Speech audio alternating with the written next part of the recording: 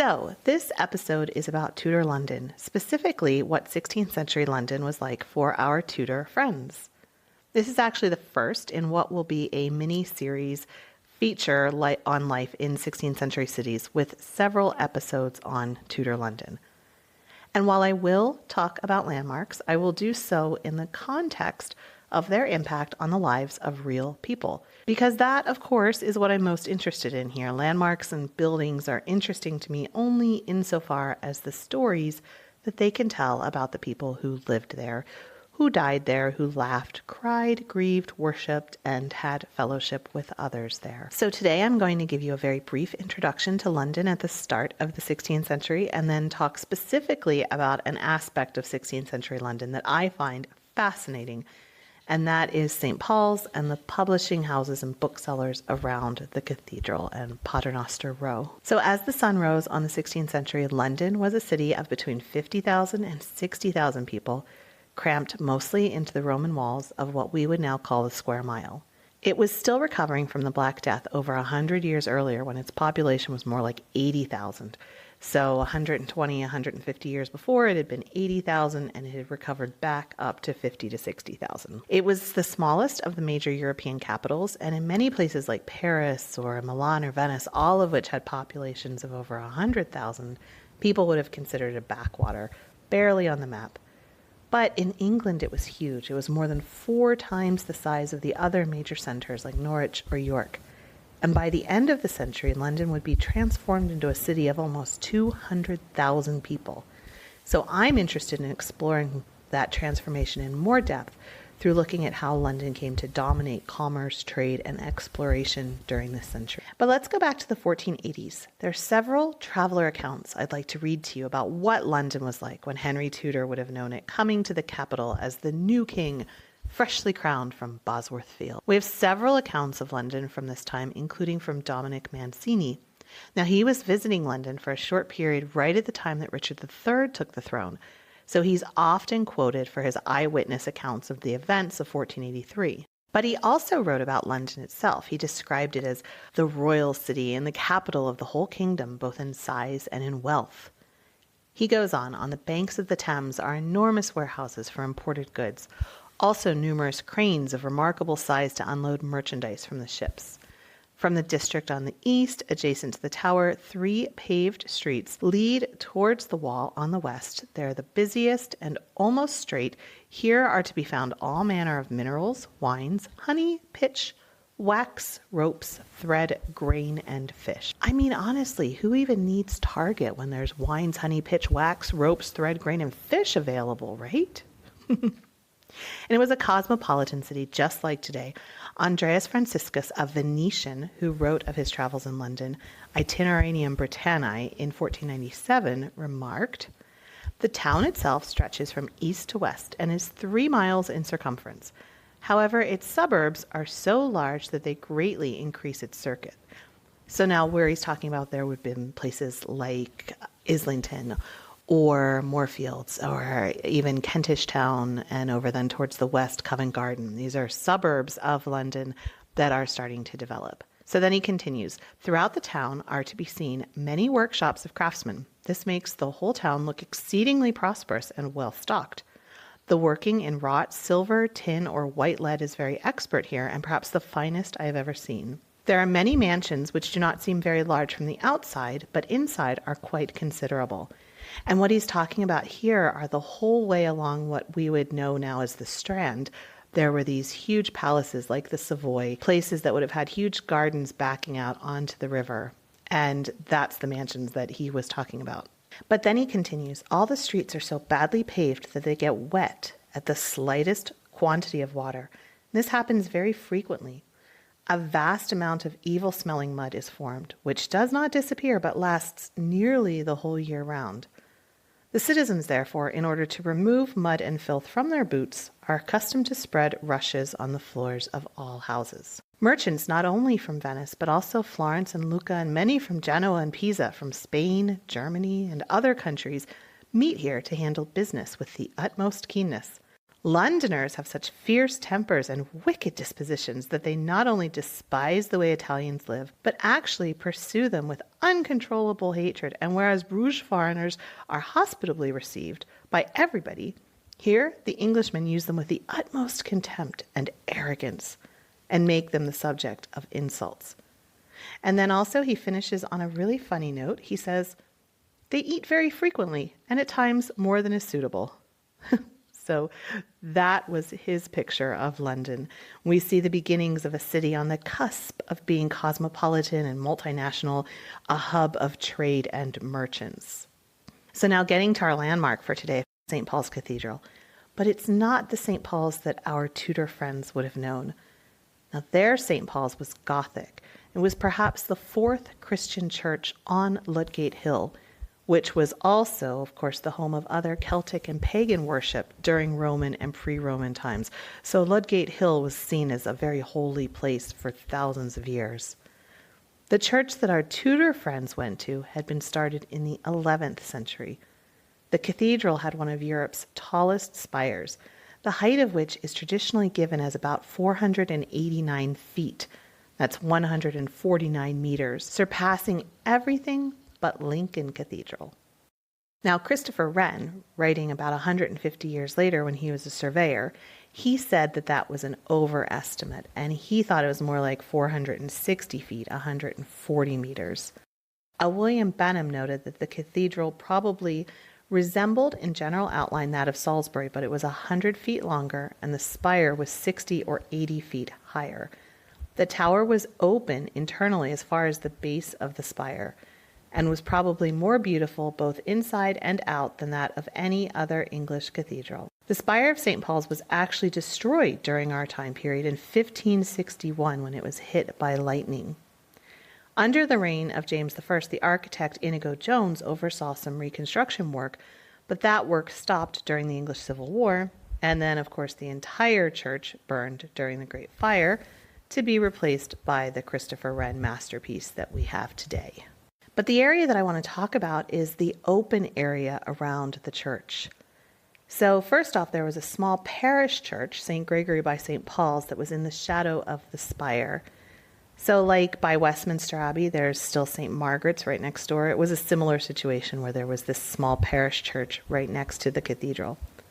But there was also a large open area called the Churchyard of St. Paul's Cross, known as St. Paul's Churchyard. This had been a popular place to meet and gossip for generations. During the medieval period, this is where the citizens had gathered for the Folkmoot, the loose legislative body that would handle the administrative affairs, almost like a city council today. Now, by the Tudor period, that had ended, but what was left was the churchyard as an open area where people could walk and chat and listen to sermons and buy books. So if you look at the first quarto of Richard, the title page of the first quarto of Richard III, you see the printed version of Shakespeare's play was sold by Andrew Wise, who was dwelling in Paul's Churchyard at the sign of the Angel in 1597. If you look at many of the title pages of the plays by Shakespeare and his contemporaries, you will find similar inscriptions. Paul's Churchyard was known for Paul's Cross, an open-air pulpit where preachers could give sermons to everyone who would gather to listen, almost like a precursor to today's Speaker's Corner in Hyde Park. These sermons could be on any subject, from religion to politics to world affairs. They would often then be printed and offered for sale. So stationery shops and bookshops sprang up all around the pulpit and sold copies of these sermons. An example of this was on the 8th of June in 1561 when Bishop Pilkington preached a sermon at St. Paul's Cross on the causes of the destruction of the spire from the aforementioned lightning strike. Now, of course, our Tudor friends wouldn't have seen it just as a lightning strike. They would have seen it as a judgment from God on something. So he denounced abuses of the church, and that sermon then led to an angry reply from John Moran, a chaplain to Bishop Bonner. And then Pilkington went back and issued a confutation in which he followed up all of his original accusations. And all of these sermons would have been available for sale from a print shop owned by William Sears at the west end of the cathedral. And his particular branding that he hung up was a sign of a hedgehog outside his shop. A little note on directions and how people would have given directions and seen the city and sort of located themselves within the city. There weren't street signs like there are today. There weren't guides. There wasn't an A to Z or Google Maps or anything like that. So the way people would have remembered and located themselves within the city would have been according to the topography and the signs that hung up for different shops. And since literacy was still growing and a lot of people couldn't read or write, people would have signs or particular images that they would hang out. So we have the sign of the hedgehog, the sign of angels, we have mermaids, all kinds of stuff like that to represent the various booksellers. And that's how every kind of trade would handle that.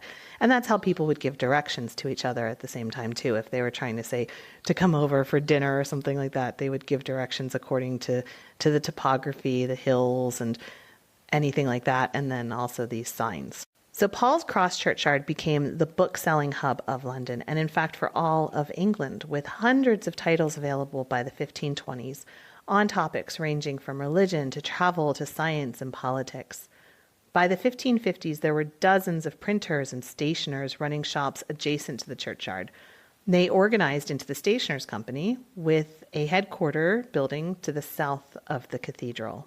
Now, being a printer demanded not just skill and hard work, but also a lot of patience. So they would set by hand each individual letter of the books that they printed, some in different languages, including Latin and Greek, as well as English and French. So can you imagine that? And they were doing it all in reverse too, like a mirror image, because of then you put the paper on. So you were doing this in reverse in different languages, one letter at a time. Can you imagine that? So many printers would employ highly skilled workmen, including some that they brought over from Antwerp, which was further along in the book creating, book publishing business than London was. The bookshops in St. Paul's were owned largely by foreign booksellers until about the middle of the 16th century. England didn't even have its own printing press until the 1490s with William Caxton. And in 1484, Richard III had passed an act of exemption to foreign printers, encouraging them to come over and set up shop in London. The central place where they would settle was at St. Paul's. But by the middle of the 16th century, Londoners were becoming worried about all the foreign competition, and so they passed another act in 1534 outlawing a lot of the foreign workers. But still, there were ways to get around that, especially if you needed somebody whose skills you couldn't get in London. So like I said, the print shops would hang these signs outside their shops to identify themselves. In addition to Sears's hedgehog, there was a sun, a Bible, mermaids, like I said. And the printers would get a license to print a specific work. This was their early form of copyright. They would pay a fee to the Stationers' Company and then in return be given the exclusive rights to print that title. But the Bishop of London and the Privy Council actually reserved the right to censor any book that was deemed too controversial. In the 1550s, it was possible to buy books for only a few pennies. This was a massive change from just 50 years earlier when printing was in its infancy in England. Like I said, I think I did an episode a few years ago on the printing in William Caxton. I know I did, but I think I said it before. I did an episode on printing in William Caxton, so you will want to check that out. I'll add a link in the show notes at englandcast.com/St. Paul's. All one word, no abbreviations or apostrophes, just STPAULS. So englandcast.com/St. Paul's. I find this so interesting in part because there's so many parallels to our own period here, where information is suddenly so much more available than it was before. And you think about this with the internet. And it's so much more available and so inexpensive so that most people can consume it. You know, I remember a time when you had to go to the library and look things up on microfilm, and now it's all just available in online databases and things like that. So the kind of downside of that, or the flip side, is that with the barriers to entry being so much lower, anybody can set up a news site or a reference site, and who knows how reliable that information actually is. And this is something we talk a lot about these days. But this is also something that worried our Tudor friends, especially the monarchs and the council, because if anybody could set up a print shop and you didn't have to be in a monastery, typing or writing things out by hand, who had control over that? And that was something that really bothered our leader, our monarchs and the Privy Council, during this period. And I think it's such an interesting parallel to today, and I like to think about that. So as you walked through Paul's Churchyard, there were Bibles, there were histories. As Shakespeare and all the playwrights got started, Ben Jonson, they had all of the different dramas, the tragedies and the comedies. There were sermons and law books. There were also cheaper printed sheets with sermons and tales of murders and tragedies. Later on, as the scientific revolution got started, you could get books from Francis Bacon's newest studies. You could get books on silkworms and mulberry trees in Virginia. And you could also get an English translation of Boccaccio's Decameron. So all sorts of stuff like that. I think about with myself the first time I walked into a Borders bookshop and all of the different books that were there. It was like this huge, massive store filled with books. And it just kind of blew my mind, right? And I think that's how it must have been for our friends who were maybe arriving scholars for the first time and walking into Paul's Churchyard and seeing all of these stands. So many of the printers would have had stalls in St. Paul's Churchyard, but the main hub of the printing itself was done in Paternoster Row, the lane just north of the churchyard. Bookbinders had been there since the mid-15th century at least, and there are cases of long-standing family-owned printing businesses going on for generations, like that of John Taverner, not John Taverner the composer. So he was set up in Paternoster Row by 1500 when there's a record of him witnessing a will of another London stationer, William Kendall. But then Taverner was set up with his own shop in 1501, and when he died in 1534, his wife took it over, followed by his son. He had an especially good reputation as a binder, and in 1521 he was paid £4 to bind, cover, and clasp 41 volumes for the King's Chapel at Windsor. So we can imagine this hub of booksellers, of stationers, printers, and bookbinders all along the lanes just to the north of the cathedral, with many of them renting out stalls in the churchyard itself. There was also a school on the grounds of St. Paul's for boys that was founded by the leading humanist scholar John Colet.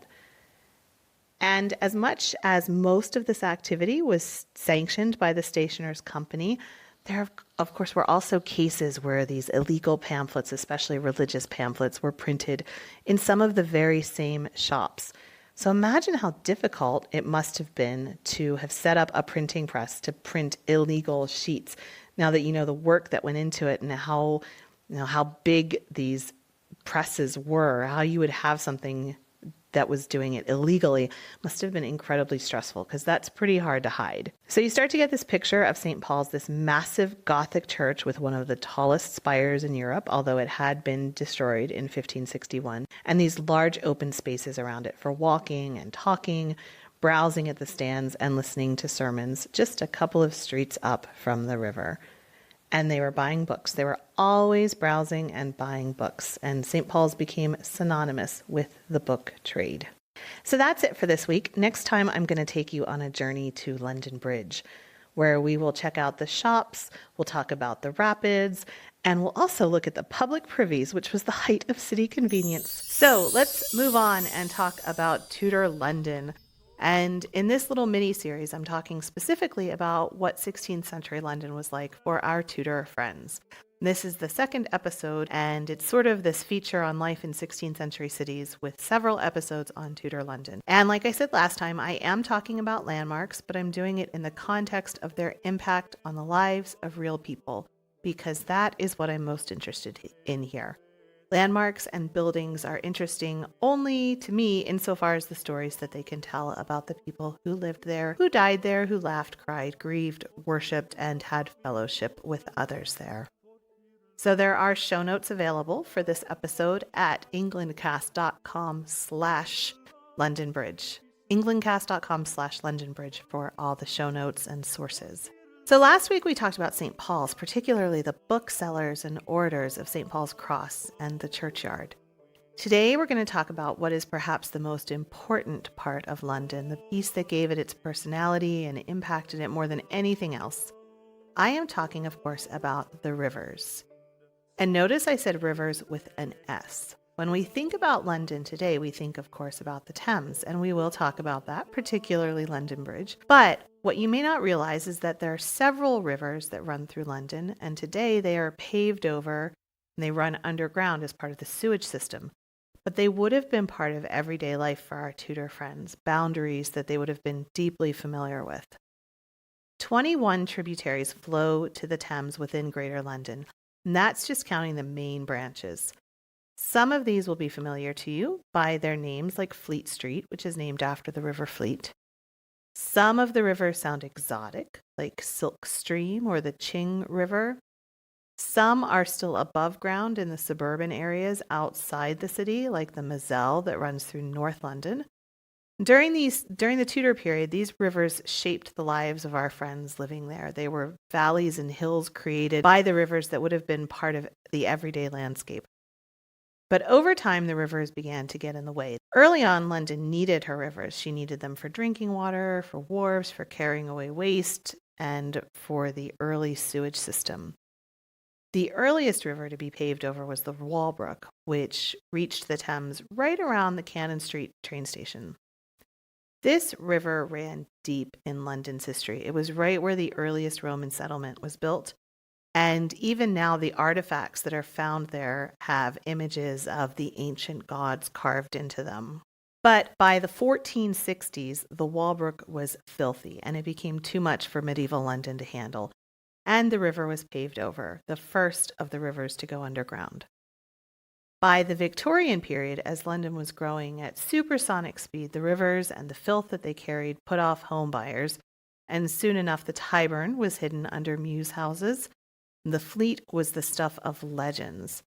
Christopher Wren actually redesigned it as a canal after the Great Fire of London, but still the smell and the garbage, all of it was too much. Tom Bolton writes in an article, Jonathan Swift in 1710 wrote about the Fleet filled with the sweepings from butchers' stalls, dung, guts, and blood. A few years later, Alexander Pope described how Fleet Ditch rolls the large tribute of dead dogs to the Thames.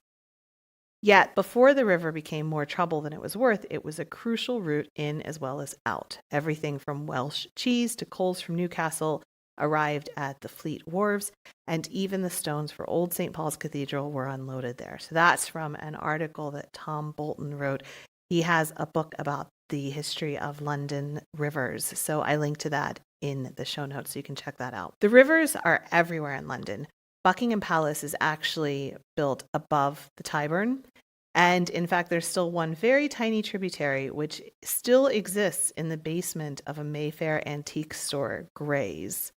And some of the topography of London makes sense only when you examine the flow of the rivers, and they make certain names make sense, such as Knightsbridge, which of course would have once been called the Knights Bridge because there was a bridge there. Also, the Oval is called the Oval because that was the shape of the river Afra. So names start to make sense as you start to understand these rivers. So we can start to get this sense of London as a metropolis filled with rivers and flowing water. And I think that helps to give us more of a picture of the city when you imagine all of the waterways that flowed through it and the homes that were surrounded by water. This helps also to make sense of the amount of plague that was present every year in the summer. It must have been a damp, muddy, stinking place. No wonder anyone who could afford to actually left. But let's talk now about the most famous river, the Thames, which originates in Oxfordshire, flows for 215 miles until it reaches the sea at Gravesend. The river actually gathers silt as it moves. It makes it a gray color. It's a tidal river with high tides twice a day, and during those tides, the difference in the water level is up to 25 feet. The Lord Mayor of London had control over everything from Staines to the Medway after a deal with Richard I in 1197, and that gave the city the power to create traffic rules on the approach to the city that were uniform rules. So in 1592, the German visitor Thomas Platter took the ferry and wrote that the banks of this river are wooded and gay with pleasant hamlets and homesteads. Along the way, there were huge palaces like Placentia at Greenwich with private stairways leading down to the river and water gates that would allow the royal visitors easy access on their barges. Just before London Bridge were the official quays where you had to unload your cargo to pay customs duties and taxes. In the last episode, I mentioned the travel writer noticing these cranes that unloaded the cargo were big enough for a man to actually sit inside them. By using pulleys, the ship could be unloaded easily to carts, and then you didn't have to manually do it. If you wanted to continue on to the other side of the bridge, you would actually have to get off at London Bridge and take another boat. This is because of the currents that ran under the bridge, because of the arches that went across the river, which then funnels the water through to smaller locations. If you tried to go under the bridge, it was called shooting the bridge. It was only possible if the conditions were absolutely perfect. In 1554, Elizabeth I was sent to the Tower, well, she was Princess Elizabeth then, when Mary, her sister, suspected her of plotting against her, and Elizabeth experienced a frightening attempt to go under the bridge. The barge could not shoot the arch and lay hovering upon the water for a time. The danger was too great for the bargemen to plunge into it as they were ordered. Their unwillingness gave way to peremptory command, but in trying it again, the stern of the boat struck the ground. The fall was so big, the water was so shallow, the boat paused for a while under the bridge, and at last cleared it, and she was landed at Traitor's Gate. It must have been an absolutely petrifying experience. Reverend John Ray, in his book of Proverbs from 1670, said that London Bridge was for wise men to pass over and fools to pass under. People who wanted to cross the river could do so using a ferry across. The watermen, that was the earliest form of boat taxis, like black cabs, only on the water. It would take you across for a few pennies. But if you had cargo or you couldn't afford the fare, you would have to cross London Bridge. London Bridge was actually the only dry crossing over the Thames in London, in the London area, until the mid-18th century. So just to set the record straight before we go on, many people confuse London Bridge with Tower Bridge. Tower Bridge is the very famous bridge most people think of when they think of a bridge in London. It has the towers and it's right by the Tower of London. But London Bridge is further to the west, closer to St. Paul's. It's a very nondescript, plain-looking bridge. But despite being so plain, London Bridge is the one with much more history. The Romans had built a wooden bridge in the same spot very early on, right around AD 50, but that was liable to be destroyed by fire. Most famously, with Boudicca's rebellion, they destroyed the bridge. So in 1176, it was rebuilt in stone, and it was one of the wonders of medieval construction. It had 20 arches of squared stone, 30 feet wide, 20 feet apart. The piers were protected by these small islands. If you look in the picture, either for the album art for this episode, or if you go to the show notes at englandcast.com/London Bridge, you will see these islands at the bottom. They were called starlings, and it was islands of stone and brushwood. So that medieval bridge lasted until 1830. So those starlings were very successful at their job, but they accumulated debris and silt, and so the space between them would narrow. And that's also what helped to make those rapids so much stronger and so much more dangerous. So in the 1580s, new technology allowed the power of those rapids to be harnessed. So I'm going to read to you from a very excellent blog called The History of London by Peter Stone. Again, I'll link to it in the show notes. So he writes, and I'm quoting here, "A Dutch hydraulics engineer by the name of Peter Morris, employed by Sir Christopher Hatton, demonstrated to the city authorities in 1581 how water could be fed into buildings supplying fresh water. He proved it by directing water from the Thames through lead pipes and over the steeple of St. Magnus Church in Lower Thames Street. And his plan was to use the flow of the river through the first arch of London Bridge on the city end to power a wheel, turning pumps that lifted the water into a tank above the level of the surrounding houses. Then water from the tank could flow through pipes by gravity into the buildings." The authorities were actually so impressed by the demonstration that they gave Morris a 500-year lease. They charged him 10 shillings a year, and with that he could construct a water wheel-powered pump in the northern arch of the bridge. The first water to flow arrived at Leadenhall on Christmas Eve 1582, and it was followed by Old Fish Street. And it was such a success that the next year he was granted another lease for the second arch of the bridge. And from there, he was able to supply water to buildings in the surrounding area as far as Leadenhall. And actually, London's water bearers lobbied against the system because they thought it was going to put them out of work. But 4 water wheels were used after that at the bridge for the following 2 centuries.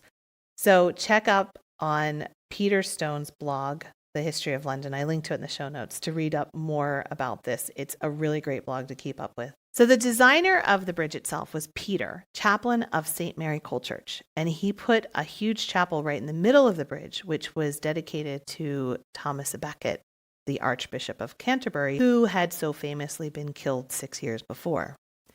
As time went on, Thomas received sainthood and the cult around him grew, and Henry VIII then actually rededicated the chapel to St. Thomas the Apostle because he did not like Thomas Becket's defiance of royal supremacy.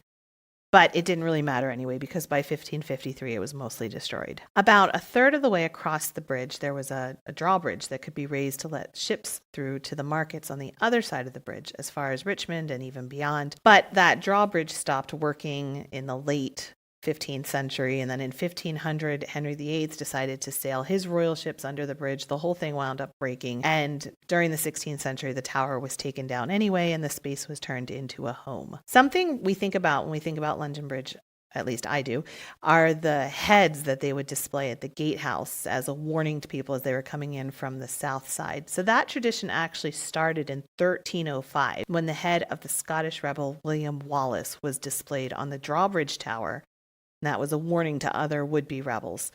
And that tradition actually continued as far as until 1746. But after the drawbridge tower was taken down, those heads moved to the gatehouse. It was on the first gate on the Southwark side. And in 1599, the visitor Thomas Platter wrote that he saw stuck on tall stakes more than 30 skulls of noble men who had been executed and beheaded for treason and for other reasons. And their descendants are accustomed to boast of this, themselves even pointing out one of their ancestors' heads on the same bridge, believing that they will be esteemed the more because their antecedents were of such high descent that they could even covet the crown. Thus they make an honor for themselves of what was set up to be a disgrace and an example. It's important to remember, too, that London Bridge had these buildings on all sides and all around it. So in many ways, it was simply an extension of the city itself, and it was possible to walk along the bridge without even really realizing that you were on a bridge. The bridge itself was so narrow, it wasn't more than 26 feet wide. You could only have a very small traffic area. The road was about 12 feet wide, divided into 2 lanes. The largest of the houses during the Elizabethan period was Nonsuch House. It was made of wood and gilded columns and carved galleries, and it extended over the river on both sides. It was actually built in Holland and then brought over like a prefab house to be put together on the site. And of course, they wouldn't have been able to work very much at night since there wasn't really any light, so it would have been built during the day, I would imagine, holding up traffic considerably. And traffic there was. Merchants would struggle to get home with herds of animals and carts and sightseers and street sellers. There were 3 gaps between the houses where you could look at the view, but those were the only places where you might even remember that you were on a bridge. By 1358, there were already 138 shops on London Bridge in a space of about 900 feet long. And that only grew through the Tudor period. In the 1550s, there were about 200 buildings on the bridge, some of it which were as high as 7 stories. So imagine all that traffic mixed with the huge mansions and the chapel and the gatehouse. Crossing the bridge could take up to an hour if you had to go across. Of course, going by the river would be much faster, but if you had goods to bring, you didn't have a choice. So you sat and you waited in traffic, which honestly makes traffic on the 101 in downtown LA seem like cake, to be honest. By the time John Stowe wrote his famous survey of London, he said that the bridge was replenished on both the sides with large, fair, and beautiful buildings, inhabitants for the most part rich merchants and other wealthy citizens, mercers, haberdashers, who would have had their shops on the bridge too. I imagine that the air out here would have been a bit cleaner than in the city as well, which also would have made it prime real estate. In 1746, when workmen were dismantling the old buildings, they found 3 pots of money, silver, and gold from the coin of Queen Elizabeth. So it would have been some kind of hoard that a merchant had left there. One of the advantages of living on the bridge was that you had an easy way to get rid of your waste, including, of course, your sewage. You would just dump it out the window and it would be carried away easy peasy, which, of course, might be another reason to not try to go under the bridge. You never knew what was going to be dumped on you. That led to the building of public privies on the bridge. Bridges were actually a really common place to build public latrines because they were so easy to clean up. In 1554, for example, in York, the wardens made a contract with a widow for keeping clean the conveniences on the bridge there. London Bridge had public latrines on since 1382, when the wardens of London Bridge spent £11 on building a public latrine on the north end of the bridge. And on that original medieval bridge, there was at least one two-entranced, multi-seated public latrine which overhung the bridge parapets and discharged into the river below.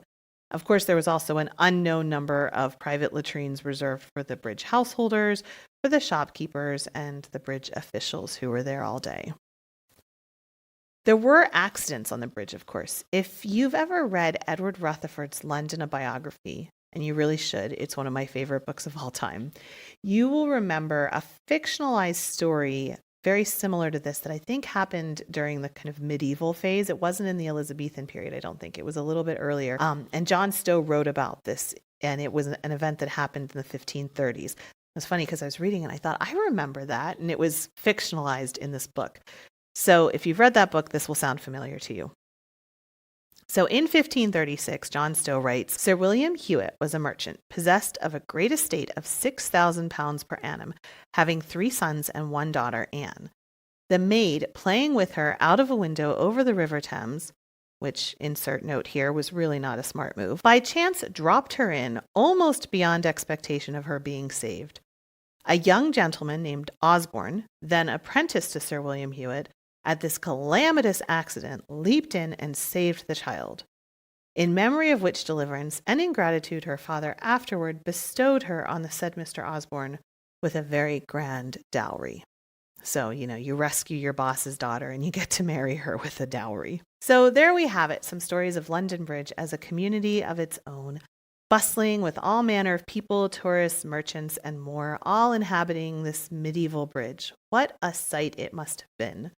To get a very small taste of how it may have felt, if you're ever near Bath, you can walk across Pulteney Bridge, which is one of only 4 bridges left in the world to have shops the whole way across.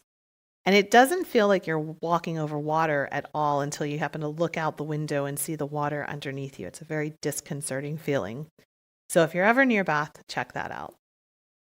So that's it for this week. Next week, we're going to head over west to Westminster. We'll talk about the actual walls of London and the suburbs, the gates of London, and what was going on outside those walls. And we'll walk over past the bend in the river to York Place and the Abbey. So this episode is about Tudor London, specifically what 16th century London was like for our Tudor friends. This is the 3rd episode in this little mini-series, this feature on life in 16th century cities. And I'm doing several episodes just on Tudor London, and then we're going to move on to other cities. So last week we talked about the bridge and the rivers and how London actually has 21 rivers running underneath her and all the different ways that people navigated them, including the impressive London Bridge. Today we're going to talk about the city gates and the walk down to Westminster. Because, of course, nowadays, Westminster and the city are linked together, this one big hodgepodge of a metropolis. But during the Tudor period, these were 2 distinct cities. One was the head of commerce and trade, and the other was the seat of government. You can get full show notes for this episode at englandcast.com/Westminster. Again, englandcast.com/Westminster. Let's start by talking about the gates. The old medieval gates stood until the 18th century, by which time they had been destroyed. But during the Tudor and Elizabethan period, they were these enormous buildings that extended over the roadway with rooms inside that could be used for a lot of different purposes, including 2 of which that were jails. Gross alert, this is also where parts of the bodies of criminals, the ones convicted of treason that were hung, drawn, and quartered, this is where the quarters were hung. Remember, their heads would go on London Bridge? Well, the other parts of their bodies would be hung on city gates as a deterrent. So, yuck. 3 of the gates our Tudor friends knew actually were parts of the original Roman plan, and those were Aldgate, Aldersgate, and Ludgate. John Stowe, in his survey of London, walked us through giving what he knew of the history. He started at the Tower of London, where there was a narrow gate by the moat. Aldgate had a portcullis that still worked, and that opened up onto the main road to the east. The old Roman wall at this point was pretty much straight north and south. And then after Aldgate, the wall changed direction to the northwest towards Bishopsgate, overseeing the route to Cambridge, Norfolk, and Suffolk. Stowe himself did not know who this bishop was for whom the gate was named, but he did say that in 1479, the Hanseatic merchants were responsible for the upkeep and they rebuilt it. Stowe said it was done beautifully. The next one over was Cripplegate, and that was rebuilt in 1491. According to the old stories, there used to be many, quote unquote, cripples begging at that gate. And that's where the gate Cripplegate, where the name Cripplegate came from. And apparently in 978, the body of Edmund the Martyr came through that gate and everyone was cured. So they kept the name. So those were the gates on the north side of the city. Then the wall went south for a little bit and straightened out heading west, and that's where Aldersgate was. Following that was Newgate, the newest of the gates, but that was still built during the reign of Henry I or King Stephen sometime during that period in the earliest part of the 12th century. Both Newgate and the next one over, Ludgate, were used to house prisoners in the multi-story buildings on either sides of the gates. Since 1218, Newgate had been used as a prison. Then there was Ludgate, which, according to Stowe, was built by King Lud, an ancient Briton, right around AD 66. It had been one of the old Roman gates, and by 1378 it was used as a prison for the freemen of the city who had committed minor offenses. In 1586, the city spent £1,500 rebuilding it. Originally, the wall went down to the river from here, but the Dominicans had a large area there for their friary, the Blackfriars, and they asked Edward I to reconstruct the wall to bend it a bit so that their land, their territory, was inside the wall. And so that was done, and then the wall wound up meeting the Thames right around at Fleet Street. The one gate I haven't said anything about yet was Moorgate, which was more of a postern. The earliest descriptions date from the early 15th century, and it led to a moor known as Moor Fields. It was not one of the larger or more important of the city gates. The gate itself had been enlarged in 1472 and then again in 1511, and then it was damaged in the Great Fire of London. So those are the gates in the wall that protect the city of London. So you've got the river on one side and then the wall going up in a sort of U that's kind of uneven in certain places that protects the city from the non-water sides. And in that are about 7 different gates where you can enter and exit. And of course, those would have been closed up and locked at night and then opened back up again in the morning. So let's walk now from the city down to Westminster along the Strand.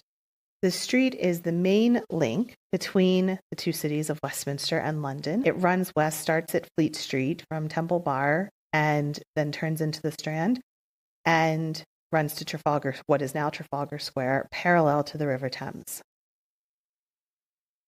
The name was first recorded in 1002 as Strandway, and then in 1185 as Strand, and in 1220 as La Stranda. It's formed from the Old English word strand, meaning the edge of a river. Initially, it referred to the shallow bank of the once much wider Thames before the construction of Victoria Embankment. The name was later applied to the road itself. In the 13th century, it was known as Danesmanstrat, or Street of the Danes, referring, of course, to the community of Danes that were living in the area. During the period of Roman Britain, what's now the Strand was actually part of the route to Silchester, and then it was briefly part of the trading town Lundenwic that developed around 600, and then Alfred the Great generally moved the whole settlement back into the Roman walls of Londinium after 886, and the whole area returned back to fields, and then it was redeveloped. So in the Middle Ages, the Strand became the principal route, like I said, between the separate settlements, which were the City of London and the Palace of Westminster. The Strand was known for its large mansions that were owned by bishops and nobles. From the 12th century onwards, these large mansions lined the Strand, including several palaces and townhouses that were inhabited by bishops and royal courtiers, mainly on the south side, like I said, with their own river gates and landings directly onto the Thames. So they never had to see the rabble on the road. The road itself was very poorly maintained. There were a lot of pits and potholes, everything like that, and a paving order was issued in 1532 to improve traffic. Don't send me an email saying there weren't potholes. Like, I know there weren't potholes. It's just to say. So don't send me that email if you're thinking about it. Stop. So, yes, a paving order was issued in 1532 to help improve the traffic. What later became Essex House on the Strand was originally an outer temple of the Knights Templar in the 11th century. In 1313, the ownership passed to the Knights of St. John, and then Henry VIII gave the house to William Baron Paget in the early 16th century. Robert Dudley, the Earl of Leicester, rebuilt the house in 1563. He originally called it Leicester House, and then it was renamed Essex House after being inherited by Robert Devereux, the second Earl of Essex, in 1588. Then it was destroyed, demolished around 1674, and Essex Street, which leads up to the Strand, was built in the same spot. Another one of these famous palaces was Arundel House, originally the townhouse of the bishops of Bath and Well. It was owned by William Fitzwilliam, the first Earl of Southampton, between 1539 and 1542 when he died, and then the ownership passed to Thomas Seymour in 1545. When Seymour was executed in 1549, the property was sold to Henry Fitzalan, Earl of Arundel, and was owned by that earldom for the 16th and 17th centuries. In 1666, it became the meeting place of the very famous Scientific Royal Society after the Great Fire of London destroyed their previous meeting place. And then the house was demolished in 1678, and another street, Arundel Street, adjoining the Strand, was built on the same site. Somerset House was built by Edward Seymour, Duke of Somerset, regent during the reign of Edward VI. And in the process, he demolished 3 inns and the Church of the Nativity of Our Lady and the Innocents. After Somerset was executed in 1552, it became an occasional residence for Princess Elizabeth. And then when she became queen in 1558, she returned part of the house to Seymour's family, and then ownership passed to his son. When Elizabeth died, it was owned by Anne of Denmark, the wife of James VI and the First, and it was renamed Denmark House in commemoration of Anne's brother, Christian IV of Denmark. And of course, at this time of year, you can go to Somerset House for the ice skating rink, which I highly recommend if you're anywhere nearby. And as you're skating around, you can think about all of the history in that grand area. The Savoy Palace was the London residence of John of Gaunt. And in the 14th century, it was the most magnificent mansion in England. During the Peasants' Revolt of 1381, the rebels were so inflamed by opposition to the poll tax promoted by John of Gaunt that they destroyed the Savoy and anything in it. The last time I mentioned that Edward Rutherford novel about London, called London, a Biography, I think it's called. I'll link to it in the show notes. Anyway, there's a really vivid scene in that book of the Peasants' Revolt and destroying the Savoy Palace. You should check that out if you want to learn more. In 1512, it was rebuilt as the Savoy Hospital for the Poor. Then it gradually kind of fell apart and fell into disrepair, and it was divided into multiple tenancies. Finally, it was completely demolished in the early 19th century to build the approach to Waterloo Bridge. And then it was demolished even more and is now the spot of the Savoy Hotel. And a fun fact about the Savoy Hotel, if you don't already know this, is Savoy Street is the only road in Britain where drivers go down the right-hand side instead of the left-hand side. Apparently, a special act of Parliament gave traffic the privilege of driving on the right side when entering Savoy Court from the Strand because the Savoy Theatre is on the right-hand side. So taxis can deposit people right outside the theater without having to turn around in front of the hotel, and then they can pick up a new person as they turn around. So the only street in England where you drive on the right side of the road rather than the left. Fun fact about Savoy. Durham House is the historic London residence of the Bishop of Durham, and it was built right around 1345, and it was demolished in 1660. For a while, it was actually the home of Anne Boleyn, but then it fell into disrepair, and eventually Durham Street and the Adelphi buildings were built on the same site. So here's another fun fact. In 2000, I worked at the Adelphi building on the 7th floor, looking out over the Thames, where I was a researcher for a headhunting firm. There's a fun fact about the Adelphi building. York House was built as the London residence for the Bishop of Norwich before 1237. At the time of the Reformation, it was acquired by Henry and came to be known as York House when he granted it to the Archbishop of York in 1556. In the 1620s, it was bought by the royal favorite George Villiers, the first Duke of Buckingham. And then after the Civil War, it was returned to George Villiers, the second Duke of Buckingham, who sold it to developers in 1672. It was then demolished. You're sensing a pattern here, aren't you? Everything seems to have been demolished right in the mid-17th century. And new streets and buildings were built there, including George Street and Villiers Street, Duke Street, and Buckingham Street. Other really large, famous palaces along the Strand were Worcester House, formerly the inn or residence of the Bishop of Carlisle, Salisbury House, used for royal lodgings in the 15th and 16th century, Hungerford House, which was demolished and replaced in turn by Hungerford Market and then Charing Cross Station.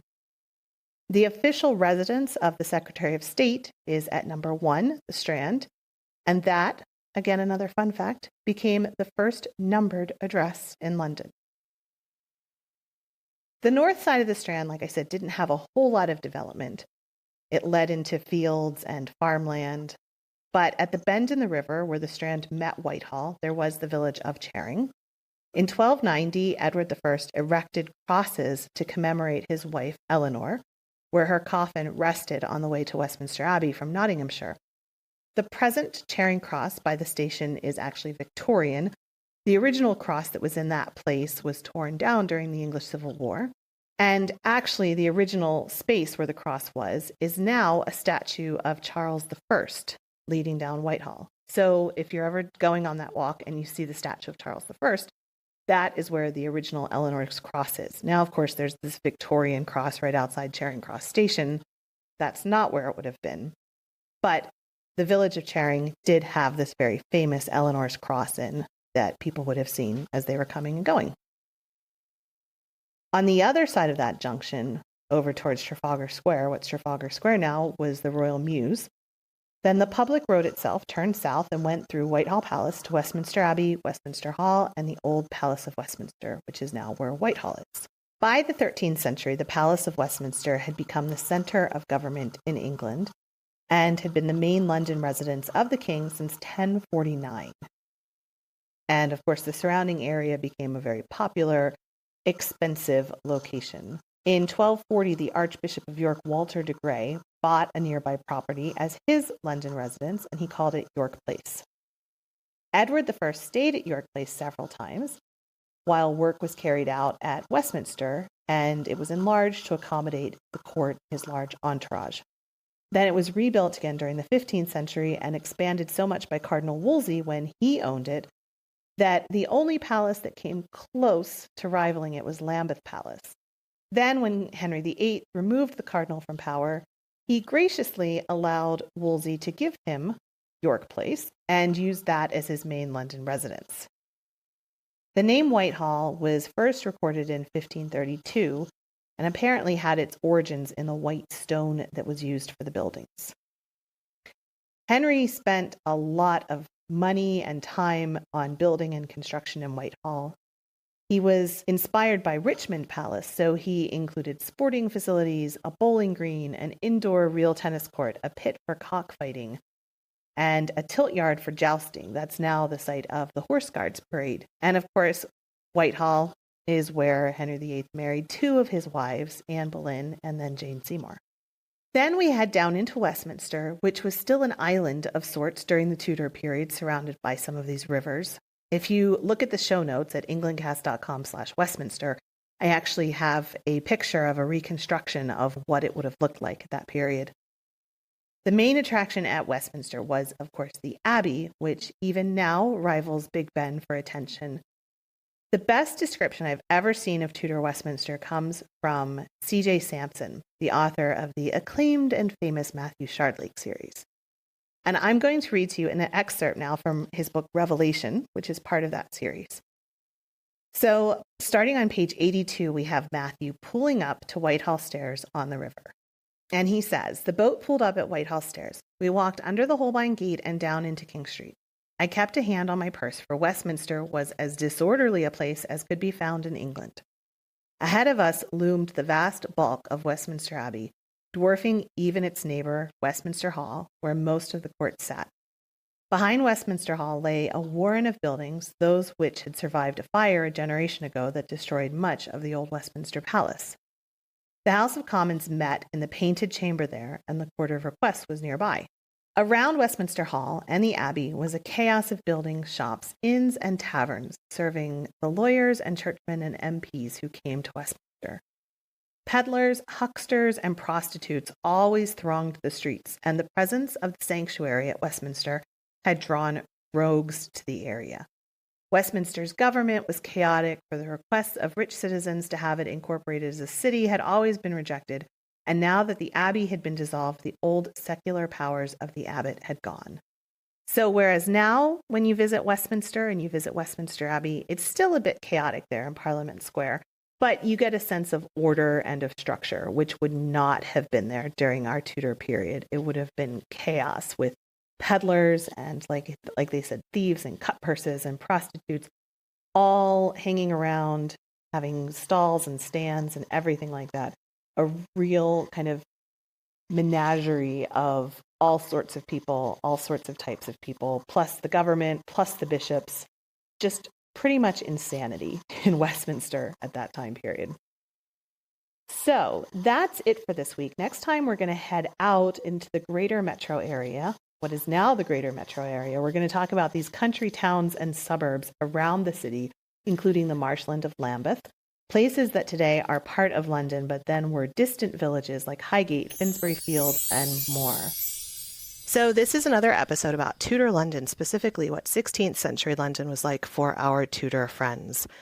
Like I said, this is the fourth episode in what is a mini-series feature on life in 16th century London. So if you go to the website, to the archive, you can get the other three episodes. First, we talked about St. Paul's and the booksellers. Then we talked about the bridges and rivers. Then we talked about the Strand and the walk, the city gates, and then the walk down to Westminster. And now we are talking about further afield. So today we're going to talk about the suburbs, places like Islington, Hampstead, Hackney, which are now woven into Greater London, those areas that might be Zone 2 or 3 on the transport map, but are a huge part of the life of the city now. Back during the Tudor period, they were their own separate towns, the villages that made up the suburbs outside of the city, and particularly, like I said in this episode, on the northern edge of the city. So let's start by talking about Islington. Now, Islington is popular with cool, chic intellectuals. It's about a 45-minute walk from the very center of London. And while the borough itself only came into being officially in 1965, its origins are much older. So it's actually mentioned in the Domesday Book from the 11th century, and also in an earlier Anglo-Saxon charter. According to one early writer, it was a savage place, a forest full of lairs and wild beasts, where bears and wild bulls roamed. The main reason for its growth was that it became an overnight stop for the cattle on their ways to the markets at Smithfield. Most of the land belonged to the church at that point. It also provided water supply for the Carthusian monks at Charterhouse as early as the 1430s. Now, during the dissolution of the monasteries, the land was given to the aristocratic families, and it grew along Upper Street and what is now Essex Road. The aristocracy built moated manor houses, and soon enough farmland developed, and the area gained a reputation for its dairy herds, which provided London with dairy necessities like milk and cream and butter. There were also brick-making kilns there, which during the Tudor period provided warmth for the thieves who also lived in the area. It was an area full of bandits. Because it was outside the jurisdiction of the city, but close enough for a nice walk, the theaters also grew up in this area, including the Saracen's Head, and along with the theaters, also pubs grew, and by 1590 there were 9 pubs in Islington. That tradition of theatre still exists today with the famous Sadler's Wells Theatre. A statue of Sir Hugh Middleton stands on the green today. That's a tribute to the Tudor architect behind the New River, which opened in 1613 and brought fresh water to the capital from the River Lee. While the new river terminates near here and still flows today, some of it now runs underground, covered by the Canterbury Gardens and housing. Another famous London waterway, Regent's Canal, also passes under Islington for more than half a mile. So remember in the episode where we talked about all the different rivers, this is an example of one of those rivers that has now gone underground, but during the Tudor period would have been flowing through the countryside. If we move to the north just a little bit, we will find ourselves in Hackney. So nowadays, Hackney is known for flower markets, the green, and the canal walks. But in the Tudor period, Hackney was made up of 3 distinct parishes. There was Hackney itself, and then Stoke Newington and Shoreditch. Shoreditch was just on the edge of the City of London. It was home to 2 theatres, as well as being the home of a very up-and-coming playwright you may have heard of, William Shakespeare. 75 years later, Samuel Pepys wrote in his diary in the mid-17th century that he grew more and more in love with Hackney every day. He enjoyed riding out in a coach, and he rode away into the fields to Hackney to take the air, it being hot and stuffy in the city. One of the main streets in Hackney is Kingsland Road. Now, that was originally part of the Roman Ermine Street, which connected London to York. And so it's actually one of the straightest roads in London. And there's also place names that tell you more about the history of Hackney. You can find names like Boleyn Road, Wolsey Road, and King Henry's Walk, all, of course, taking you back to the history of the village. Dr. Matthew Green wrote a book, which I recommend, and you can get a link to it in the show notes, called London, A Travel Guide Through Time. And he wrote in the Telegraph, the Tudor upper crust was drawn to Hackney for holidays, hunting, and sometimes matters of high state. At King's Palace, which was later Brooke House in Clapton, Henry VIII reconciled with his daughter, that was Mary I, after 5 frosty years he had, after all, divorced her mother and cut her out of the succession. Tragically, the building was ripped down by Hackney Council in the 1950s. At Church House, opposite the medieval church of St. Augustine's, of which only the tower remains today, it is the oldest building in Hackney, Tudor ministers entertained intellectual superstars Erasmus and Thomas More. So that's from Dr. Matthew Green. You should check out his book. Like I said, I linked to it in the show notes at englandcast.com/northern suburbs. See how I worked that in there? Hackney was a pleasant escape from the plague as well. This was a period when the Bills of Mortality report would list upwards of 500 deaths a week in places like Stepney, Whitechapel, and St. Giles, which were also outside the city walls. But Hackney never had more than 18 deaths, and generally it was less than 10. So it's for this reason that the aristocrats would flock to Hackney during the plague outbreaks. Hackney is also remembered for a very random sport that they invented. Now, before I tell you about it, remember that this is the era of bear baiting and all kinds of stuff that we would really frown upon today. That would actually be illegal today. But we have to remember we can't put our modern judgments and sensibilities on it.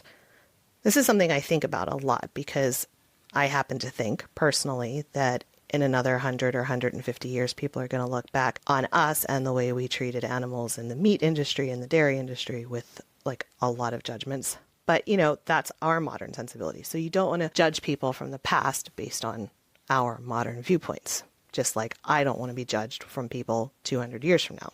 Okay, so moving on. This game that they would play was called pig swinging. So the point is you take it in turns to grease the tail of a pig, and then you swing said pig around your head. Whoever can do this the longest wins a prize, generally an alcoholic prize.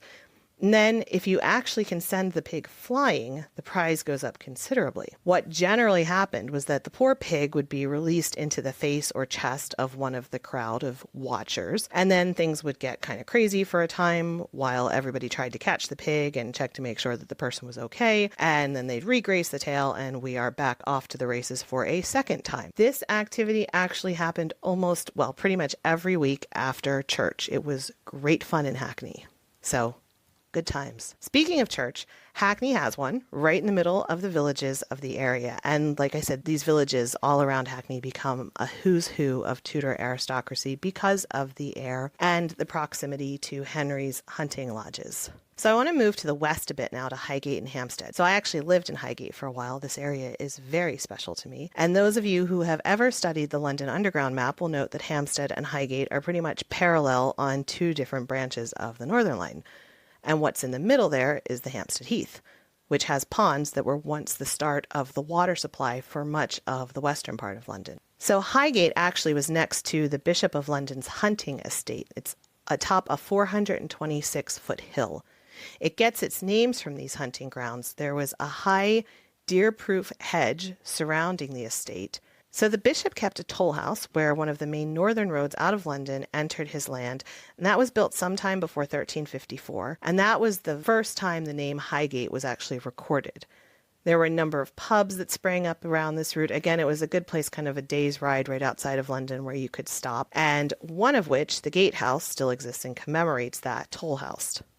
Later in the 14th century, Dick Whittington is said to have sat on a mile marker on Highgate Hill on his way back to the family home in Gloucestershire. He was inspired by the distant sounds of the bells of London. He turned back again and found fame and fortune in London, eventually becoming its Lord Mayor. There's a replica stone marking the alleged spot, and on top of that is a 1964 statue of Whittington's cat, which, according to the lore surrounding Dick Whittington, he sold to a rat-infested town as a way to earn money very early on, showing his entrepreneurial spirit. Hampstead Lane and Highgate Hill actually contain the red brick Victorian buildings of Highgate School and the Chapel of St. Michael. So that school has played an important role in the life of Highgate Village, and it has existed on this site since its founding in 1565, which on the 29th of January was when Queen Elizabeth granted letters patent to her well-beloved and faithful subject, Sir Roger Cholmondeley, to found a grammar school for the most liberal education and instruction of the boys and young men around Highgate. The first pupils were instructed in Latin and Greek and religion, according to what was then the teaching of the Church of England. So let's walk through the Highgate Village and onto the Hampstead Heath, which, like so many other people in London, is one of my favorite walking spots. And I have very fond memories of walking around here with my BFF Shandor, who now listens to this show. Hi, Shandor. And flying kites on Kite Hill. So the Heath is actually one of the highest points in London. It runs from Hampstead to Highgate, and it first enters into the history of London in 986. This was when Aethelred the Unready granted one of his servants 5 hides of land at Hempstead. The same land is later recorded in the Domesday Book of 1086, and it was held by the monastery of St. Peter's at Westminster Abbey. Then it was known as the Manor of Hampstead. Westminster held the land until 1133, when control of part of the manor was released to a Richard de la Balta, and then during Henry II's reign, the whole of the manor became privately owned by the king's butler, who was named Alexander de Brereton. Hampstead and Highgate are both known for their mineral waters, and we see that in the ponds on the Heath. Running along its eastern perimeter are a chain of ponds, including 3 open-air swimming pools, which were originally reservoirs for drinking water from the River Fleet. Again, one of those rivers we talked about. The Heath and Hampstead Society have actually identified over 800 old trees on the Heath, some of which are over 500 years old. And the existence of some of these rare wild service trees indicates that it was once an ancient woodland as well. There are 2 other things about the Heath that I want to mention. First, supposedly Boudica is buried there.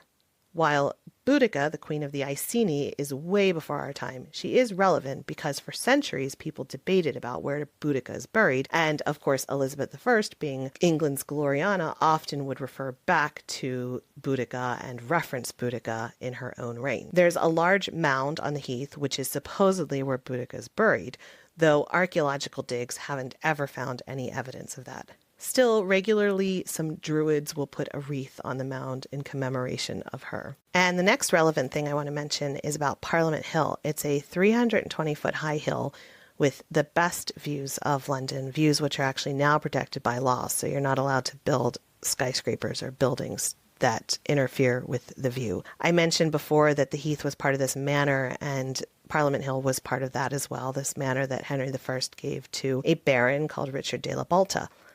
And then during Henry II's reign, it was part of that land that went to the king's butler, who owned all of the Heath. And the area was known as Traitors' Hill, and it may have acquired its name during the English Civil War in the mid-17th century, when it was occupied by troops loyal to the English Parliament. But how it relates to our time period is that there's a legend that this was the site from where Guy Fawkes and Robert Catesby of Gunpowder Plot fame planned to watch the destruction of Parliament. The view really is stunning. It would have been the best place to be able to watch the destruction and then ride away very quickly. So now let's walk out of the Heath and into Hampstead. Hampstead is about 4 miles from Charing Cross Station, the heart of London. It comes from the Anglo-Saxon word ham and stead, which means and is a cognate of the modern English homestead. There's a well called King's Well, which is right in the heart of Old Town. It's probably associated with the town pond west of the High Street, in which a woman drowned in 1274, and it gave its name to the Kingswell family in the late 13th century. And then medieval tenants were in the area during the medieval period. And like I said, the land all belonged to the church. But by the 15th century, many of these had passed to London merchants and gentry. Some of these merchants and their families began to live in these homes on this land or lease it, especially for the summer when they would leave London and go out of town, or when they retired. One thing that was popular as well was for the wives and widows of some of these merchants to live in Hampstead. So a lot of times the men would wind up commuting back and forth to Hampstead, or once the women became widowed, they would move out of town completely. And these merchants and their families replaced the medieval homes of timber and wattle and daub with brick houses. They were often really large. One was the curiously named Chicken House, which is on the east side of High Street, which contained glass commemorating a visit by James I and the Duke of Buckingham in 1619. Hampstead, which is on this high ground visible from London, these twin hills of Hampstead and Highgate, may always have represented health to the citizens of London looking up at these hills. In 1349, the Abbot of Westminster fled there to escape the Black Death, but unfortunately he brought the Black Death with him. In 1524, Londoners actually sought safety on Hampstead's hills from a flood that was threatened. They ran up there. And then in the late 16th century, topographers remarked on the fine views and very healthful air of Hampstead. In the plague of 1603, Sir William Wadd, who lived at Belsize, right near, wrote of people coming from town and dying under hedges, whereof we have experienced weekly here at Hampstead. So that's unfortunate. But we start to get this picture of these little villages off in the north of London being these dairy farms, places with this really clean air, just a day's ride or so away. So it was a place where there were inns and hotels, but also, this kind of pastoral farmland where people could walk out for a day, places like Islington where you could walk out, or where people would go to escape the heat and the plague, especially in the summer. So that's it for this week. Like I said, the book recommendation is called London, A Travel Guide Through Time by Matthew Green, and I have links in the show notes at englandcast.com/northern suburbs. Remember to get your Tudorcon tickets before January 7th when the price is going up. englandcast.com/Tudorcon 2020. And you can get in touch with me through the listener support line at 8016-TESCO or through Twitter at Tesco or facebook.com/englandcast. Thank you so much for listening, and I will be back soon. Bye-bye. Blow, northern wind, a scent will make me sweating. Blow, northern wind, blow, blow, blow. Ich hatte Bord in Bauerbricht, at solis semlis on sea.